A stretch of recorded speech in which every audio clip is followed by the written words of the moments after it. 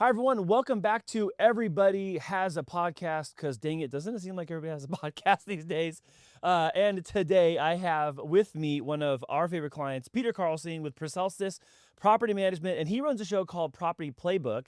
Now, on the surface, you might go, wait, what do you mean there's a podcast about property management? What is that all about? So today we're going to talk about that. We're going to talk the ins and outs of why Peter started a podcast, the value of it, the vision for it, and then maybe some words of encouragement for those of you who are on the fence thinking about, I don't know if I should start a podcast or not. I'm not sure if my industry should have one. There's no one in my industry, so I have no one to look at as an example for what I should do.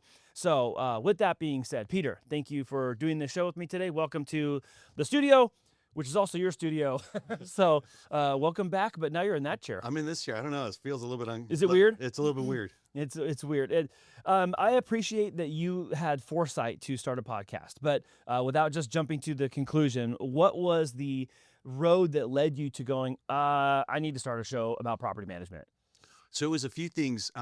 It took me about a year and a half of planning and really psyching myself into it to actually get it going, because I love to plan, but then sometimes execution, it's got to go through a lot of filters in my brain before I actually get something done. So what really inspired me and helped me to do this was being on other podcasts, number one, and seeing that it's not super complicated. It's not super difficult, but the value is really there. In property management, we've got a lot of vendors that we work with that are instrumental in our success. Our plumbers, our electricians, and then other people I know that, kind of touch the industry a little bit, or that might. I just did a recording with our divorce mediator, which you think, what does that have to do with property management? But it can touch that space, and it is relevant to a lot of people that I talk to. So part of it is I want to get good information out there to my current clients, but also to prospective clients that may not know who I am, but they can look at the podcast, they can say, oh, this is who Praecelsus is. This is who Peter is. Give some value, give some knowledge, highlight my vendors, the people that are important to my business, and give them an opportunity to shine. It's really kind of been, it's been a long-term play that's been a long time coming, and just kind of allowing myself to sit in the space of what would it look like if I did this really helped me to come around to finally get it done. So did you said there's a couple different things happening here. You didn't say the word imposter syndrome, but it kind of smells like that a little bit. Like I kind of want to do this, but I'm not sure exactly how to do this, and there's a hesitation to start. I've found that a lot of people do hesitate to start, and that's okay. Because the starting point is going to be whatever it is. And it's also, this is my subtle, not so subtle reminder that literally everyone in this space has had their first show, their first day, their first week, their first month. Even the people that are thousands of episodes in and now podcasting can become their career, they also had their first show. And they also had these same kind of feelings sometimes too, like, I don't know, and I'm not sure it's gonna work. You don't know exactly what's gonna work. You can't script the entire process out and script everything and every outcome that's gonna occur, but you have to go into it with that idea that, okay, this is a value add to the people I'm hoping to reach, which is what you are mentioning. So the vendors, for example, but it's also, from behind the cameras, I watch you do your show, and I've watched every single one of them, and you're also demonstrating the versatility of your role within property management. Not just that you have a successful property management business, but that you are flexible within that too, which is kind of like a soft sell. Like, hey, when you get us, you get me. And like, I'm flexible in all these different ways and having all these different experiences that have happened that you can lean on us for when they happen to you too, because they will. They'll happen in property management. Every week I have got that, that's never happened to me before. And I've been doing this for, 20 some odd years.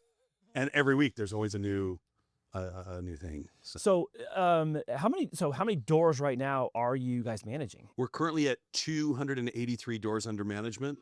Whoa. Yeah. That sounds like that's a lot. That's a lot, right? We started with that like sounds 20. Like a lot. So yeah, it is a lot. It is a lot. 283? 283. Oh my gosh. And then what's your goal you're looking at as far as like your growth and development? Like, where are you trying to go? So I'm trying to hit, trying to get to like 300 before the end of the year. My goal really isn't to grow substantially. I want healthy growth. My main goal is really to make sure that within the space that we're setting ourselves up for better scalability and better growth. And that's systems and processes and, making sure the staff is good and knowing kind of strategically what the next moves are going to be when it comes to hiring and when it comes to market, target markets and, potential acquisitions in the future. So what role is doing the podcast with us helping in that process for you guys? How do you look at it? Are you saying, oh, this is operational functional because we're educating and it's a library of content we can point people at? Is it marketing and promotion? Is it education only? Like, how does it fit in your vision for what you're doing? Great question. So a lot of it is content. Like I want to be able to have, you keep asking me about plumbing issues. You need to go listen to this episode with, Paul Ramirez from Speedy Rooter. Oh, you want to know what kind of electrician issues can go wrong? Well, you need to listen to this episode, that I did with William at Lighthouse Electrical. You and your spouse are facing a possible separation.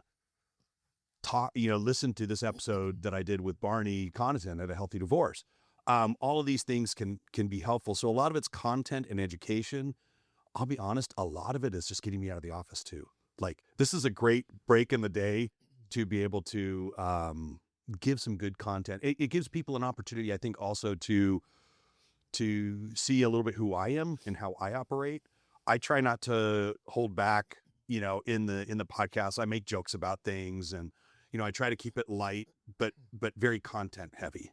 Well, the other thing I want to point out too is that you mentioned this 20 some odd years. I don't know, is it 22, 27? 20, almost 22, yeah. Almost 22 years. Okay, you've been in this. And something that sometimes I run into with people is they go, do they have a 20-year career? And they go, I don't know what I'd talk about. I'm like, how the heck did you make it this far in 20 years into something and not know what to talk about, right? I know you don't have any shortage of what to talk about because you're mentioning them right now. Sure. And every week is a new problem that you run into. That's never happened before. Yeah.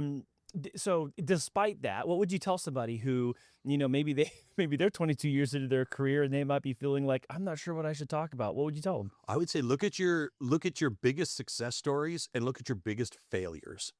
And not that you want to talk about your failures, but like when we have things go majorly wrong, because things do go wrong sometimes, we do kind of a postmortem analysis, what went wrong, what could be better.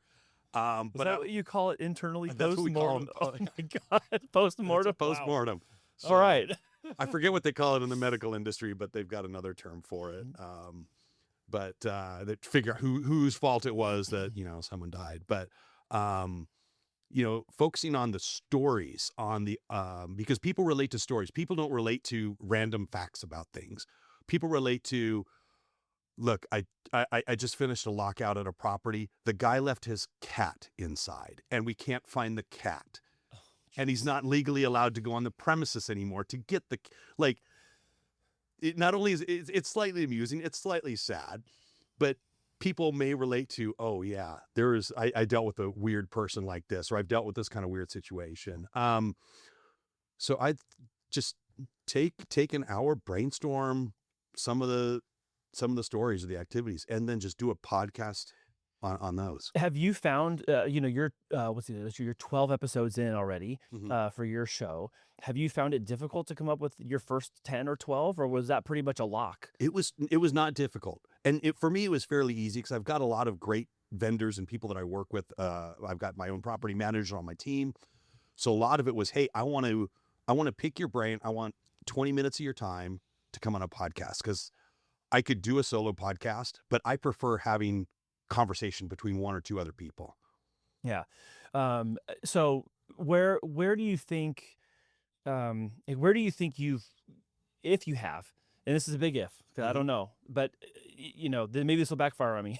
Where would you say this has helped grow you in going through this process and starting a show and talking about preparing and thinking about the things that are the best and things that are the worst? Like, how has this helped you professionally in making this type of commitment? Has it shown up in other places in your career and your life? I mean, just general kind of planning and things like that. I did get new glasses. These are legit glasses. Like, they're not just props. But a lot of it's planning, but a lot of, it's vendor relationships. It's, making sure they know that it's giving them a space. So it gives me capital and credit with the people that I already like and care about and do business with.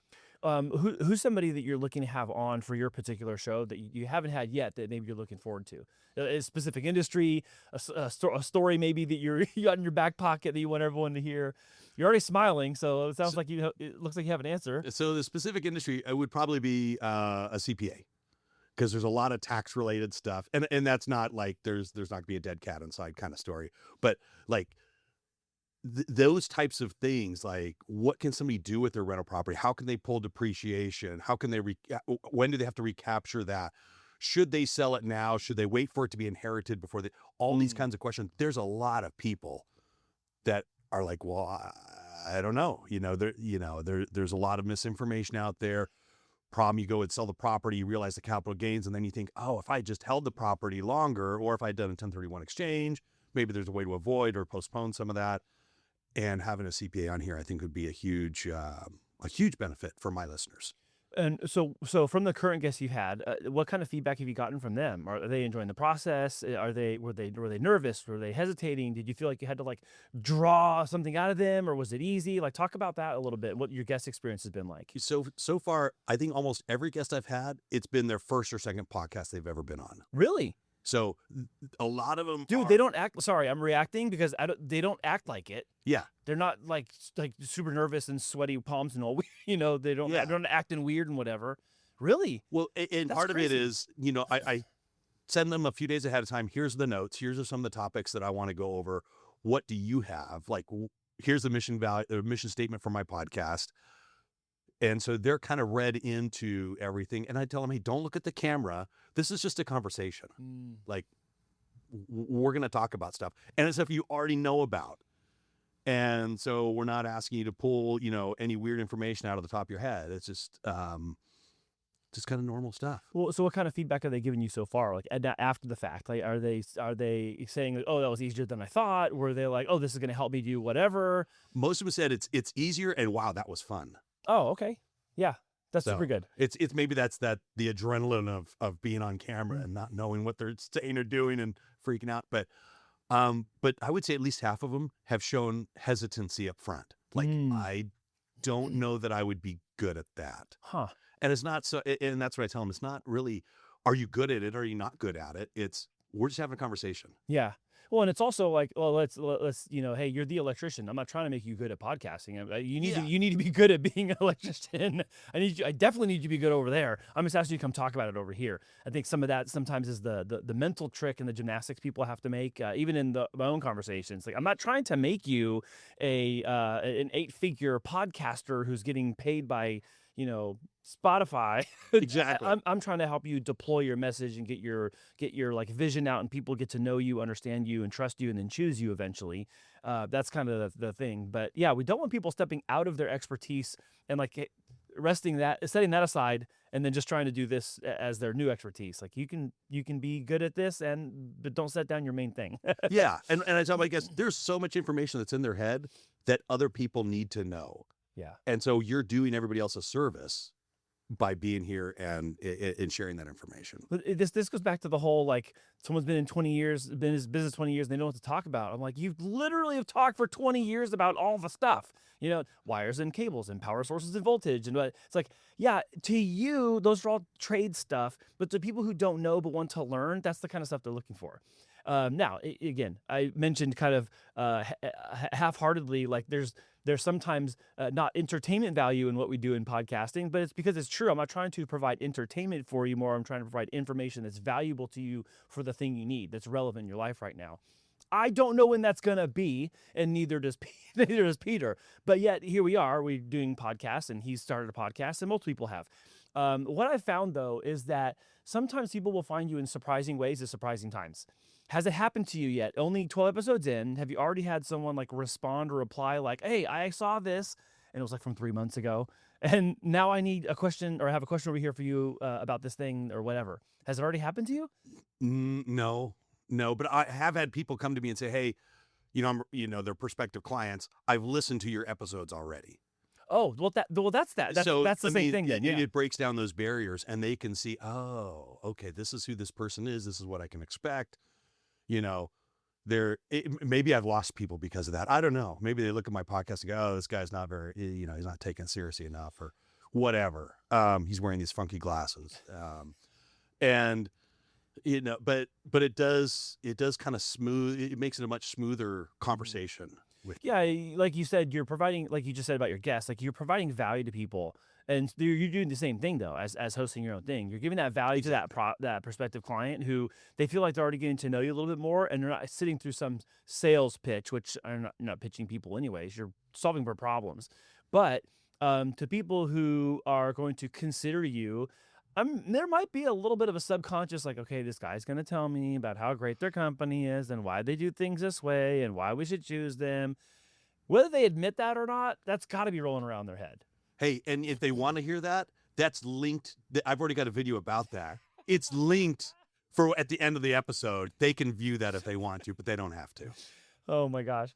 So I want to talk also a little bit about, again, the whole getting to know you part. I want to talk about, what it's been. Wait, what's the right way to say this? What has it required of you, the person, like to do this? Because some people have this idea that, oh, you got to be this like wild extrovert and animated on camera if it's going to be of any value, and some people are a little bit more reserved, and that's just not their style. And you're very quick and funny, but you're not normally animated, arms through the roof in front of 1,000 people. Like that's not your lane. So, what has this required of you in order to like actually come in front of the cameras and start hosting? So a lot of it's planned. One of the things that held me up at first was, well, what am I going to talk about? So I had this genius idea. I went on ChatGPT and I said, give me a podcast, agenda. This is, what it's about. And this is who I'm having on. And I just copy paste. And then, okay, I'm done with the plumber. What about electrician? Okay. What about my solar guy? Okay. What about the attorney about the new law? It's use the tools that are there. I mean, I could have spent hours coming up with these agendas and it took me 3 seconds.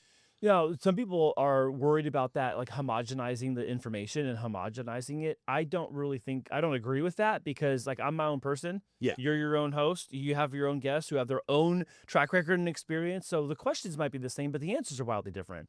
So, and that actually, it's funny you mentioned that because that actually came up this week. And one of the arguments that was being made was like, if you're using ChatGPT to come up with show ideas, you're already behind the rest of the pack. And I'm like, I don't know. Behind the pack is so relative to like a lot of different things, not just whether you're using that tool or not. And the other thing is how you're using it. I have no tools. I have no tools to talk to Peter because Peter and I know each other. And where you know each other, you can just talk. What's that written on your arm? Those are scratches from falling out of a tree. Oh. No, that's actually not true. It's from catching myself from falling out of a tree. Yeah, this is what it looks like when you don't fall out of the tree. Nice.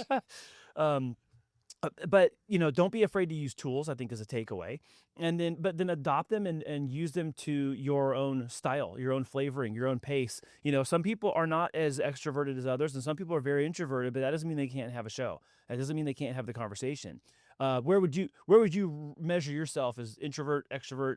How would you say you fall in that? Because I know situationally it's whatever it needs to be, but Sure. What's your default? My default is I'm generally very introverted. I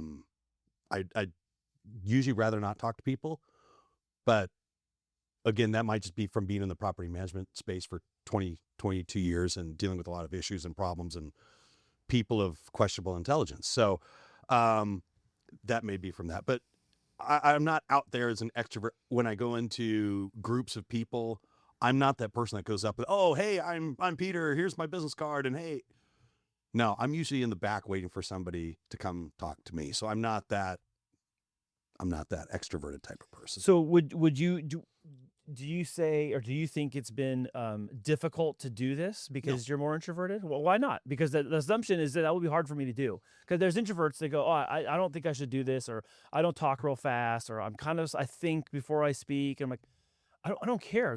Podcasting is the wild, wild west. You're going to find all sorts of stuff at all sorts of speeds, at all sorts of lighting and framing and theatrics and not at all.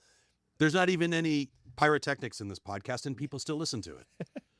So what do you want to tell people though that might find themselves a little bit more like you? Like, hey, I'm gonna hang out in the back. I'm waiting for people to come talk to me. What's the translation between like being that person and being that professional and doing something like this? So there's things that people need to know about you, about what you do. And when you're doing a podcast, it's not a theatrical thing. I mean, I guess it could be, but that's not the point of it. The point of it is to share the information and knowledge that you have as a professional. I would be willing to bet that for every introvert out there that doesn't want to do this, they could probably think about 5 or 10 hilarious stories about what they experience they've had in their line of business. And even going off something like that as a framework for the podcast could be, a very easy way for them to get after it. But yeah, it's not a, don't overthink it. It's, think about it, but, plan it, think about it, but don't, oh, I can't do it because of this. I can't do it because of that. I always think in my head, what would it look like if I did? My kids don't want to empty the dishwasher. What would it look like if you did want to empty the dishwasher? Let's pretend, let's, use that imagination. Let's put that subconscious working for you in what would it, okay, if I wanted to start a podcast. Well, if I wanted to start a podcast, I had to go through this myself. I'd want it to not be stuffy. I'd want it to be content deep, content rich, and I'd want it to maybe have a little bit of humor in it. That's what I would want. But that's me. I want my vendors to share crazy stories. I want them to, to be in front of the camera and really show themselves. So yeah, just that what if, what would it look like or what would it take? You're saying something very important, and I want to make sure that people don't slip past this part. You're saying mold your show around the characteristics and the components that you want it to have. Yeah. What are your strengths? Not letting yourself be coerced into being someone completely different in order to meet the expectations of a podcast. That's super important. Exactly. Yeah. What are your strengths? So people tell me I've got a great face for radio. Okay. So I get the glasses so that it's, now you got a great face for radio and you can see what you're reading. And I can see what I'm reading. Yeah. So, play to your strengths. And if you don't think you have any, ask your friends and the people that trust you and pay you every month or every quarter. They clearly think you have a strength. And if you don't know what it is, go ask them. They'll tell you. Yeah. And if you still can't find anything, get some therapy. They'll unearth it too. Oh my God. Unearth it too. Oh, geez. This is great. Can we talk practicality a little bit? Like, Sure. What are you doing with your show after we hand it to you? So you come in here, you do your show, we package it up, we deliver it to you. Where are you putting it? Why are you putting it in those places? Let's talk to people how you're using your property management your property playbook show, and talk about property management. Okay, so there's a few layers of this, and I'm still, it's very much a work in progress. One of the things that prevented me from getting into it was, okay, well, what am I going to do with it? It doesn't make any sense to have one and not know what to do with it. So it's a work in progress, but I currently have it I use Buzzsprout to post it out to all the various, distribution things, whatever. It's all magic to me. I've got a YouTube channel that I upload it to. I've got my own, Facebook and Instagram accounts, both personally and professionally for my property management company and also for the Property Playbook podcast. So I upload shorts and the reels, not actual shorts, but the reels to those various platforms. And I just, you provide several of those. And so really just kind of, I guess, playing with that and getting that out and sending it out to the people that I already know. And yeah, so a couple of tricks of the trade, and that I know I talk with people about, and I'm not sure that you're doing this or not, but are you emailing it to your distribution list every time you have a new episode out yet, or I not haven't yet? done that yet. No. How terrible is that? No. It's not to point it out. It's to inform people that it's actually sometimes one of the best ways to keep people apprised of what's happening or changing, especially if conversations are a little more time sensitive or time bound. A policy changes, a law changes. Even if it's a divorce law, when you have Barney on talking about, that can change the context of conversations for people. So my subtle reminder, not so subtle reminder to people is like, remember, send that email out to the people because you can get right into their inbox. They're already on your list. They already trust you, and you can get right to them and sidestep the algorithm maybe showing it to them. The other thing is if you are on an email system that allows SMS text messaging, that's a great way to text your latest episode. If people opt in to text messages from you, you can text, hey, watch the latest episode here where I talked to Barney about how you can have a healthy divorce when you own 10 properties and you're trying to figure out who should get what or whatever it is. Got it. So those are good ways too. That maybe they can be deployed with your team and also others. I want to encourage you to think of all the different verticals that can exist. The summary of your podcast can also be a blog on your website. You can embed the podcast in your own website as a video blog, and YouTube will give you that share link. So there's a lot of practical ways to go ahead and also continue sharing that message. And I think you're doing something really great too, is when people ask you a question about something you covered in the show, hey, go watch that episode over there. Hey, I talked about that with them over here or her over there. And having a library of resource for you to be able to share with people, I think is extremely valuable.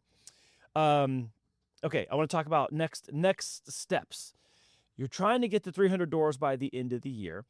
You have your hands full with 283, you said? 283 already. Who is it that you are lining up next to come on and talk to you about, talk with you about their trade? So I don't have one lined up right now. I've kind of gone through the quick, easy list. I'm really trying to work on my CPA. Oh, God. Well, it's tax time. Yeah, it's good. It's tax. I know, right? Yeah. So maybe in 6 months. Are you available on April 15th? Well, then let me ask you another question then is, if you, business aside, if you could interview anybody, who would you want to interview? Like just for kicks. Just for kicks, I'd probably want to interview other investors, people who are buying properties, people who are, whether it's a buy and flip or buy and hold, what exactly are they looking at? What are their metrics? What are their, what's important to them when it comes to that type of property? Why are there specific locations, micro locations, so that, my listeners that may be looking to get investment real estate, whether that's local here in San Diego or even out of state, out of country, I don't know. Maybe there's opportunities and ideas that, could jog people's minds. And then the last thing is where do people find you right now? I want to make sure we put your contact information in the description box below so people can, if they're watching this particular episode, they can find you, they can contact you. What's the best way for them to reach out to you? So best way to reach me is probably text or email. I'm old school. Text 619-370-6555, but they can also view Property Playbook on Facebook, Instagram at the Property Playbook podcast. So awesome. It's pretty simple. Anything else that you wanted to talk about that I didn't bring up for you to be able to share with everyone today? No, we're good. I think we're good, man. Yeah. All right. I've exhausted this. Well, I love it. I am so glad you came in today, Peter. Thank you so much. Thank you for trusting us to do your show for you and with you. I shouldn't say for you, with you. You're doing the show, man. We're over there on that side doing stuff. But thank you for letting us provide that service to you. I enjoy having Property Playbook as a client and you as a friend because frankly, it gives me an example for people to see themselves in something that is less than entertainment value. I don't do something that's entertaining either. I might situationally be entertaining in a moment. Yeah. I'm not an entertainer as my trade. Yeah. And so having shows like Property Playbook is a great demonstration for us to show other people like, hey, yeah, you might be a CPA. You might be a divorce attorney. Maybe you do trust in estate.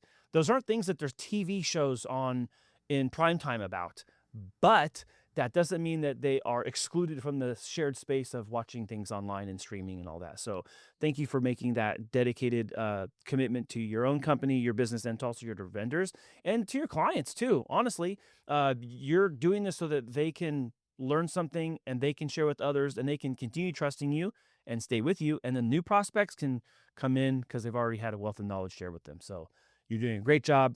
And I hope that this today has been valuable to you too. Thank you, Andy. I appreciate it. Thank you for coming on to the show. And if you missed that phone number or that email address, you're going to find it in the description box below. You can contact Peter and his team directly. That's Peter with Praecelsus, and they are property managers, and he runs a show called Property Playbook. Peter, thank you so much for being on the show. My pleasure. Thanks, And Andy. we'll catch y'all with another Everybody Has a Podcast next week. Later.